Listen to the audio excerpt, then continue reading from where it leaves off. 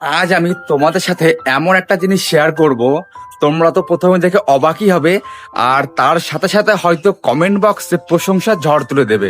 তো আজ আমি তোমাদেরকে নিয়ে যাব আমাদের কৃষ্ণগঞ্জের পাপিয়াদির বাড়িতে।